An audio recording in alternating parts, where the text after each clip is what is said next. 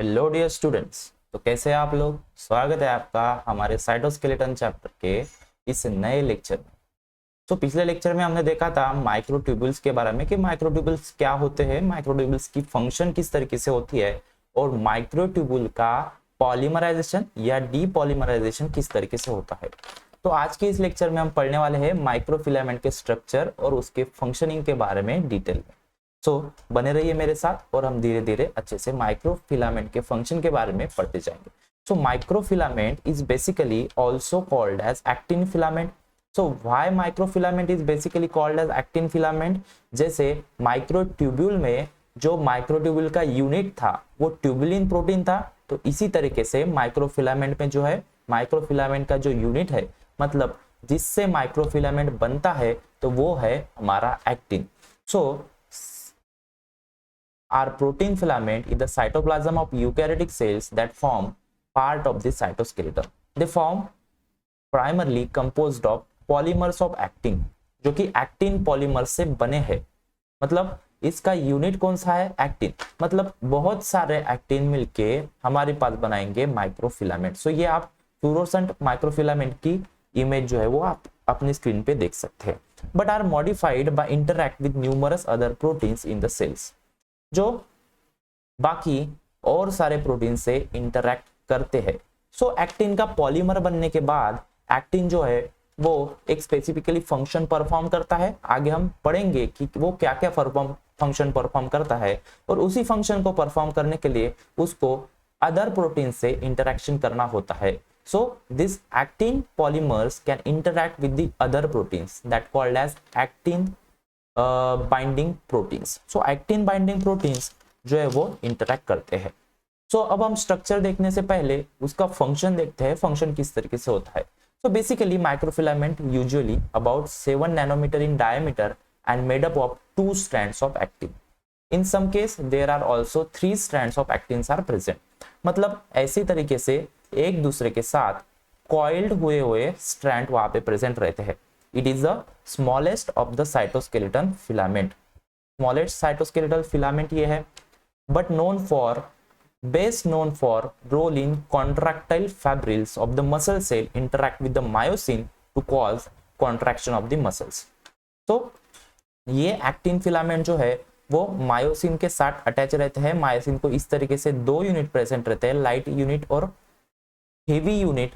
तो ये मायोसिन क्या करते हैं, ये जब एक्टिन जो है, एक्टिन पूरे सेल में एक जाल की तरह बिछे हुए रहते हैं, एक पूरे सेल में एक जाल की तरह ये बिछे हुए रहते हैं।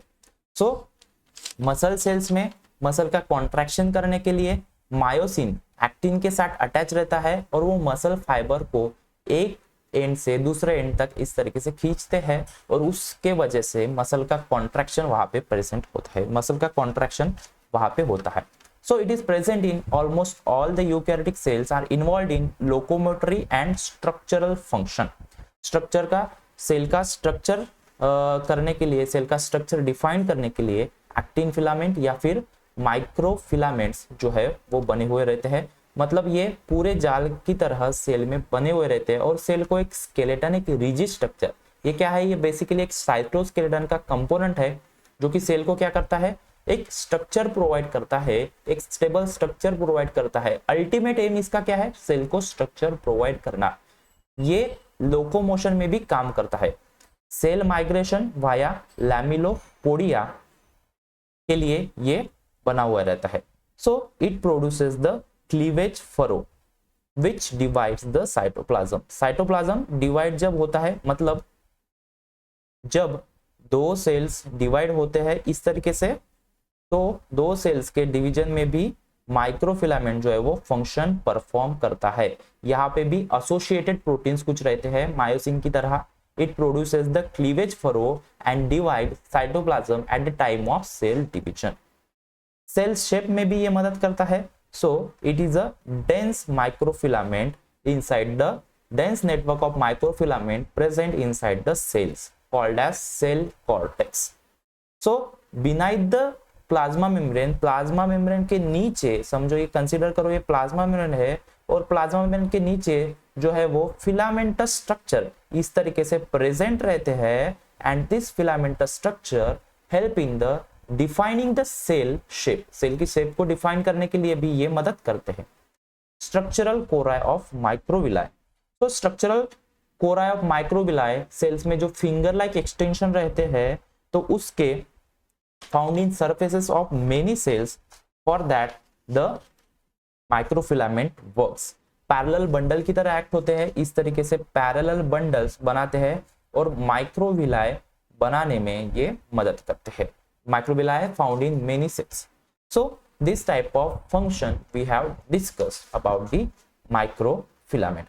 अब हम देखते हैं कि एक्टिन का जो एक्टिन जो कि protein building block of microfilament है वो किस तरीके से माइक्रोफिलामेंट बनता है एक मोनोमर से.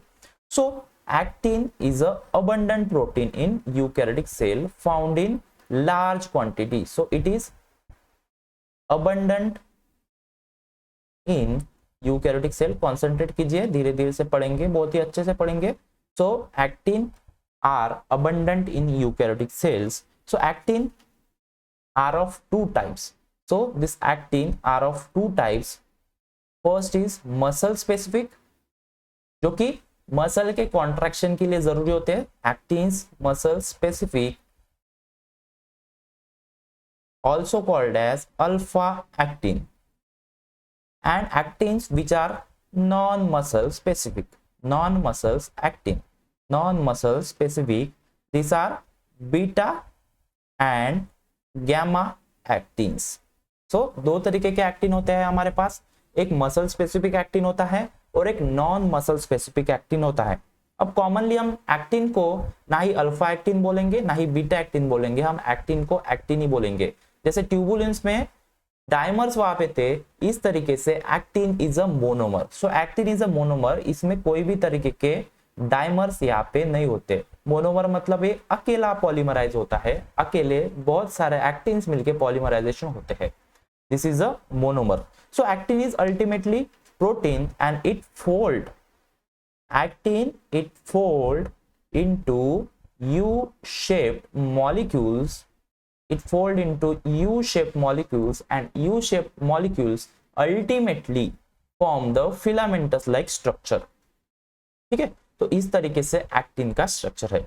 So actin is basically a protein. Actin ultimately क्या है?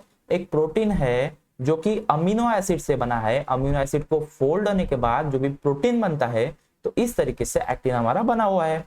So actin is basically protein having a molecular weight of 43 kilodalton. 43 kilodalton and composed of nearly 375 amino acid. The structure of actin is basically same. अब यो alpha actin रहेगा, beta actin रहेगा, gamma actin रहेगा, उसमें कुछ amino acid का difference हो सकता है, पर बेसिक जो स्ट्रक्चर है एक्टिन का वो एक जैसा ही प्रेजेंट यहाँ पे रहेगा. सो एक्टिन का स्ट्रक्चर देखते हैं. Actin is a 43 kilodalton protein and composed of nearly 375 amino acids. So अब हम देखते हैं एक्टिन का structure. So actin is a globular protein. एक ग्लोबुलरस मतलब ग्लोब्यूल शेप का एक प्रोटीन है. उसके पास दो एंड है. One is a barbed end and another is a pointed end. So it having the two ends, barbed end और pointed end. Pointed end मतलब point उसको रहता है, barbed मतलब जिसको point नहीं रहेगा. So this is the G actin. So this is the G actin. ये क्या है हमारा G actin? G का मतलब होता है ग्लोबुलर. ग्लोबुल के जैसा ये दिखता है, एक ग्लोब के जैसा ये दिखता है. So basically this G actin it polymerizes individual globular protein is called as G actin and this G actin is polymerizes. Polymerize मतलब बहुत सारे G actin एक दूसरे से अटैच हो गए. So this polymerizes G actin polymerizes, इसका polymerization होगा और क्या बनेगा हमारे पास? हमारे पास बनेगा F actin and this F actin is a filamentous actin. So F stand for filament. This is the filamentous actin.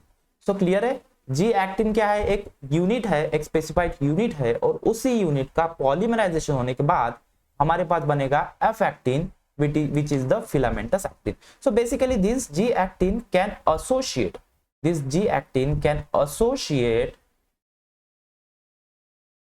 with ATP और ADP.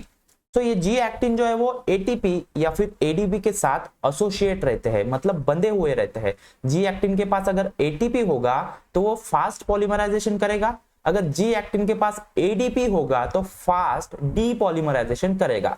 जैसा हमने ट्यूबुलिन के केस में देखा था, सेम केस यहाँ पे है।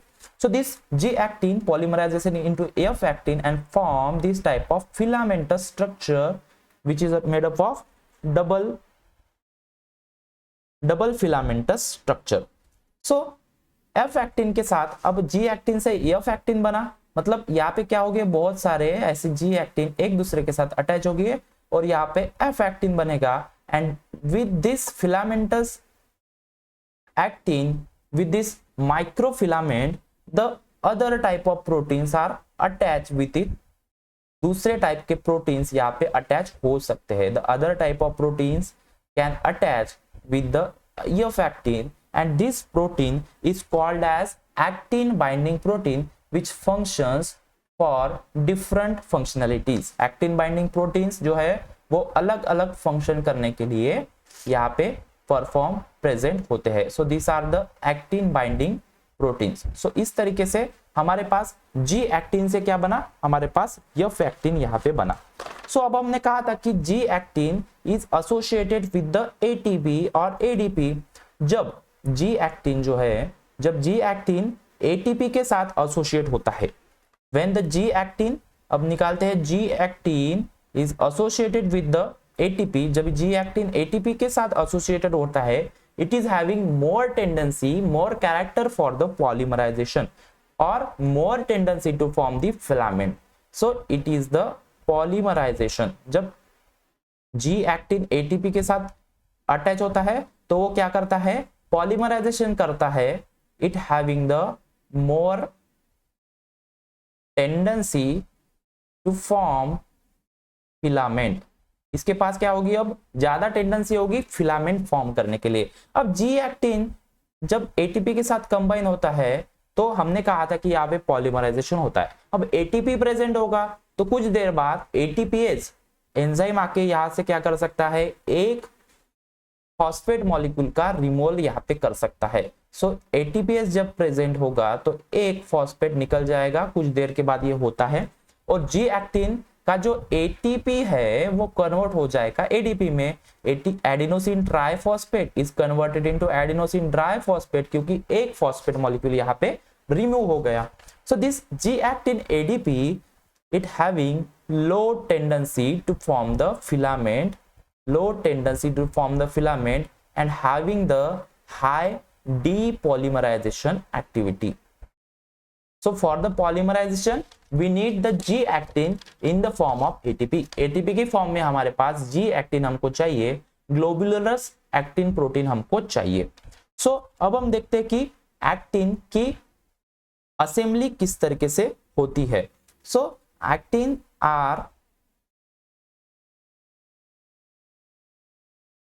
की असेंबली किस तरीके से होती है। सो एक्टिन की असेंबली के लिए हमारे पास 3 स्टेप हमारे पास है। तो फर्स्ट इज न्यूक्लिएशन, जिस तरीके से हमने माइक्रो ट्यूब्यूल के केस में देखा था। So nucleation, then elongation, and then polymerization. So nucleation is basically initiated by protein or molecules called as formin. अब जब formin जो है वो क्या करता है, दोनों साइड से, दिस इज द formin, दोनों साइड से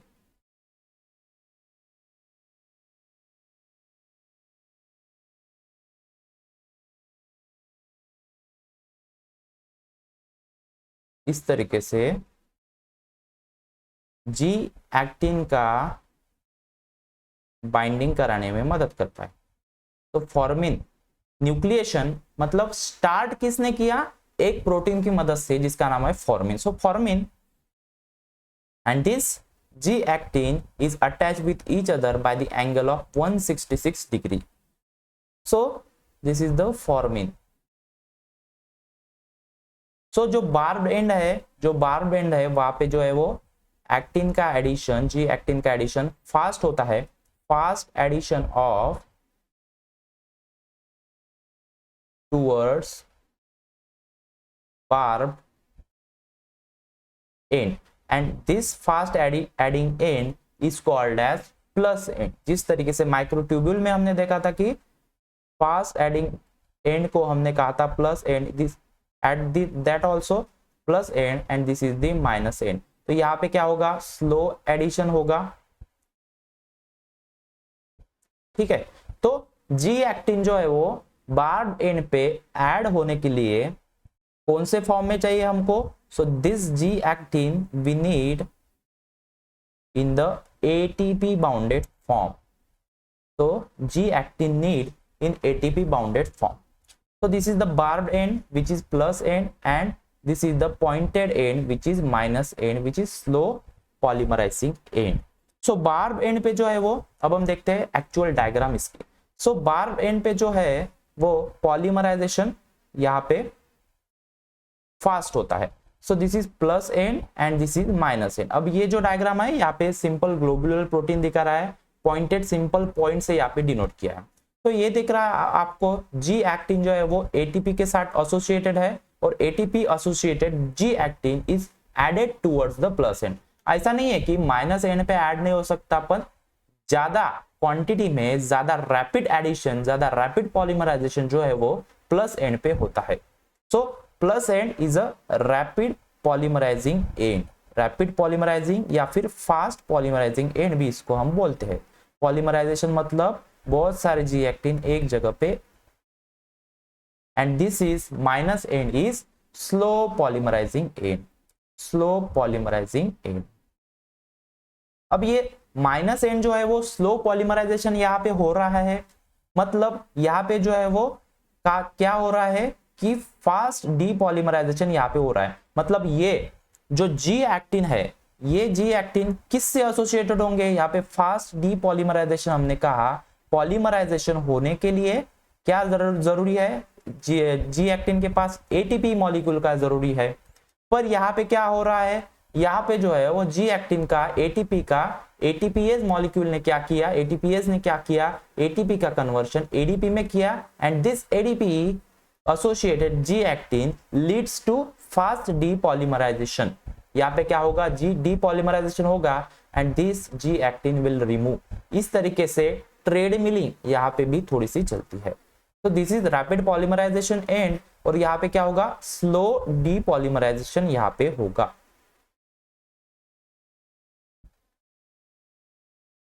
और यहाँ पे जो है वो रैपिड पॉलीमराइजेशन एंड पे high concentration of G actin ATP, ATP associated G actin का यहाँ पे ज्यादा कॉन्सेंट्रेशन होगा, और निगेटिव एंड पे ATP associated G actin associated with the ADP, ADP associated G actin का कॉन्सेंट्रेशन यहाँ पे ज्यादा होगा। सो सिंपल सा पॉइंट है। और यहाँ पे कोई न्यूक्लिएशन एंड यहाँ पे रहेगा, तो यहाँ पे कोई न्यूक्लिएशन एंड यहाँ पे रहेगा जैसे हमने डिस्कस किया था, और दिस न्यूक्लिएशन एंड यहाँ पे जो है वो फॉर्मिन मॉलिक्यूल जो है वो एक दूसरे को जोड़ने में मदद करेंगे। So this is the formin molecule. So इस तरीके से सिंपल सी कॉन्सेप्ट यहाँ पे अटैच होती है। सो एक्टिन अल्टीमेटली क्या है, protein building block of microfilament. Actin से ही क्या बनता है, हमारा माइक्रोफिलामेंट। तो इस तरीके से सिंपल सा कॉन्सेप्ट हमने अभी पढ़ा। सो अब कुछ प्रोटीन्स एसोसिएटेड, हमने कहा था कि कुछ प्रोटीन्स होते हैं जो कि एक्टिन के साथ एसोसिएटेड होते हैं।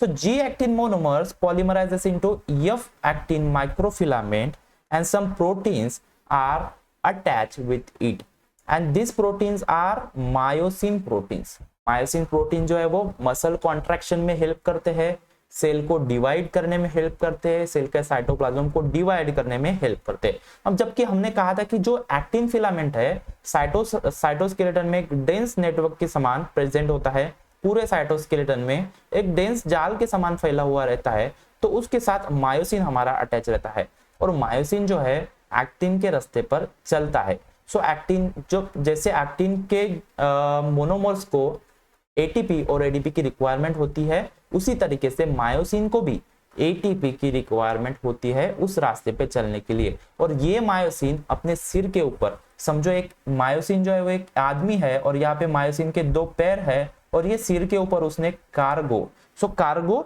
इज एनी, कार्गो का मतलब होता है कार्गो, ये जो है वो यूनिवर्सल वर्ड दिया गया है। कार्गो में जो है वो सेल ऑर्गेनेल भी हो सकते हैं, कोई प्रोटीन्स भी हो सकते हैं और कोई वेसाइकल्स भी यहाँ पे प्रेजेंट हो सकते हैं। एंड विद दिस कार्गो जो है वो मायोसिन जो है वो एक जगह से वेसाइकल ट्रांसफर कर सकता है दूसरी जगह पे। और मायोसिन के टाइप फर्स्ट और टाइप सेकंड मायोसिन जो है वो मसल कॉन्ट्रैक्शन में भी मदद करेंगे। मतलब अगर समझो एक्टिन इस तरीके से लगा है और इस तरीके से कोई मसल फाइबर दूसरी लगी है और यहाँ पे मायोसिन ने उसको दोनों को जोड़ने का काम किया है, तो मायोसिन जो है वो मसल का कॉन्ट्रैक्शन भी करा सकता है, उसके लिए बहुत सारी सिग्नलिंग रिस्पॉन्सिबल होती है। अब जब भी हमने माइक्रोट्यूब्यूल पढ़ा था तो माइक्रोट्यूब्यूल के साथ associated some proteins also are there. So this is the kinesin protein and dynein protein is attached with the microtubule, and kinesin is a plus directed motor and dynein is a negative directed motor। अब इसको हमने motor क्यों कहा है, myosin को भी हमने motor क्यों कहा है, क्योंकि इट टेक्स द मूवमेंट। यहाँ पे क्या होती है, मूवमेंट होती है, जैसे मोटर में किसी मोटर में मूवमेंट होती है ना, तो इसी तरीके से इन्हीं प्रोटीन में मूवमेंट भी होती है। So myosin is a actin binded motor, kinesin and dynein is a microtubule binding protein and kinesin is a plus end directed and dynein is a negative end directed। ये भी क्या करते हैं, cargo या किसी और वेसिकल को एक जगह से दूसरे जगह में ट्रांसफर करने में मदद करते हैं। जैसे ईआर में से हमने देखा कि कोई वेसिकल यहाँ पे फ्यूज होता है, तो ये वेसिकल साइटोप्लाज्म से किसने ईआर की तरफ लाया, तो यही वो प्रोटीन है जो कि वेसाइकल ट्रांसफर में मदद करते हैं। तो आज के लेक्चर में इतना ही, अगले लेक्चर में हम देखते हैं इंटरमीडिएट फिलामेंट के बारे में। सो लेक्चर को रिवाइज कीजिए, अच्छे से नोट्स बनाइए और पढ़ते रहिए हमारे साथ। अगर वीडियो अच्छा लगे तो लाइक कीजिए और हमारे चैनल को सब्सक्राइब कीजिए और अपने दोस्तों के साथ शेयर करना ना भूलें। Thank you very much.